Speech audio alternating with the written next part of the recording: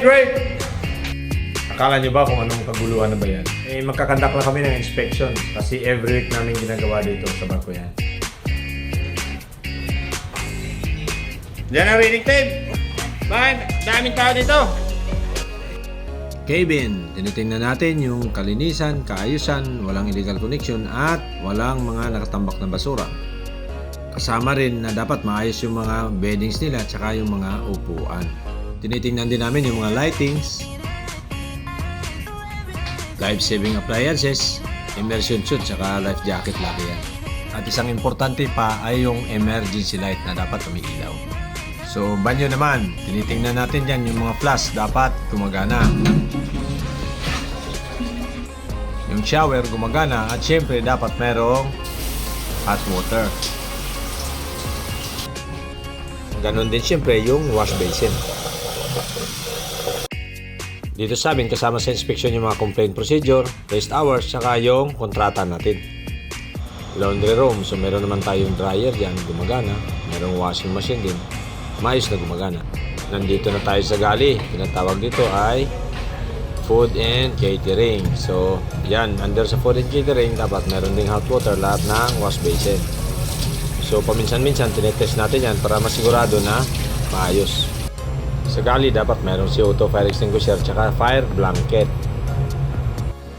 Siyempre, hindi mawala yung first aid kit kasi nga, prone tayo dito sa paso at saka sa hiwa. Meron din monitoring ng expiry date dyan, tsaka dapat kumpleto yung gamit sa loob. Yan naman, filing ni Mayor yan with regards sa mga menu niya, sa inventory niya, tsaka sa temperature.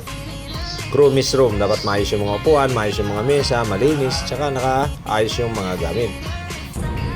Officers mess room naman, ganun din, syempre.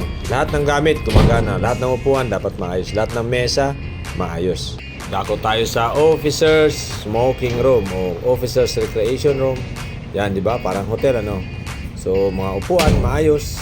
Yung mga signage natin, yung mga poster natin, kompleto. At saka syempre, ang tinitingnan natin yun nga, recreational facilities. So, alam mo naman, tayong Pilipino, mawawala ba ang video key? Diba? Hindi. So, lagi tayong may karaoke dyan. Yan, no? O, diba? Platinum pa. Tapos, ang TV dapat maayos. Kagaya ng officer's smoke room, dapat ganun din ang crew recreation room. Kumpleto rin sa gamit at saka syempre, alam nyo na, dapat gumagana rin. Dayuhin naman natin yung provision store ni Mayor. So, start muna tayo sa dry store. Ang dry store dapat malinis, organized, saka walang expire. Sabi nga nila, di bali nang ang nag-i-inspection, tanga, basta ang dry store, walang tanga. Ayos ba? Yan, kung makikita nyo yung mga listahan ng mga malapit nang ma-expire na pagkain. So, namomonitor ni Mayor yan. Dito sa barko, pinapa-implement natin yung tinatawag na first in, first out sa mga pagkain. Yan o, may natira pang bagoong. Paboritong-paborito ng mga trupa natin yan. Ang masarap na luto dyan, bagoong na binagoongan. Yan naman ang temperature monitoring natin. Siyempre, tinitingnan palagi. Para masisigurado na yung mga pagkain natin ay laging frozen at hindi papasukin ng bakterya. Walang mapapanis, walang masisira, walang masasayang, wala. Fish room. So, yan ang storage ng fish natin. Intended for fish lang talaga yan kasi yung temperature niyan, kumpara sa meat natin, dapat may pagkakaiba rin. Mas mababa siya dapat. Ang sunod naman natin ay yung vegetable room. Wow, kunti na lang vegetable natin.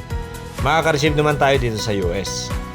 Guys, tips ko sa inyo, basta vegetable, kailangan yung takpan ng kumot yan na hindi direct na matatamaan ng hangin. Yan naman ang meat room natin. So, malaki rin to. Kasi nandito yung baboy, nandito yung manok, tsaka nandito yung mga baka. Ang dami pang stock ni Mayor sa meat.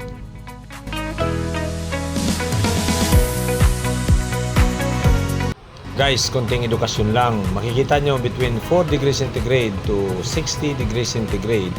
Nakalagay dyan, danger zone. So, ibig sabihin, mabilis mag-grow yung bakterya sa temperature na yan. Last na lang na titingnan natin yung hospital. O O, di ba? Malinis na malinis din yan, syempre. Tapos, yung mga gamit nakasalansan ng maayos. At syempre, yung mga gamot dapat maayos. Yan yung mga gamit sa ospital. Kompleto yan. Mayroong syringe dyan. Mayroong pang suture dyan. At saka pang catheter nga, meron eh. So, ibig sabihin, pang emergency, meron din kami. Dito sa taas, yan naman yung lagayan ng mga gamot. Ang hindi lang kayang gamutin yan, yung sakit sa pera. Yan, madalas tinitesting namin yung hospital call kasi nga konektado sa bridge. Malalaman yan doon sa bridge, maingay yan eh. Yan yung passageway, alleyway. Kung makikita nyo, kompleto sa poster, kompleto sa mga IMO symbol, tsaka malinis.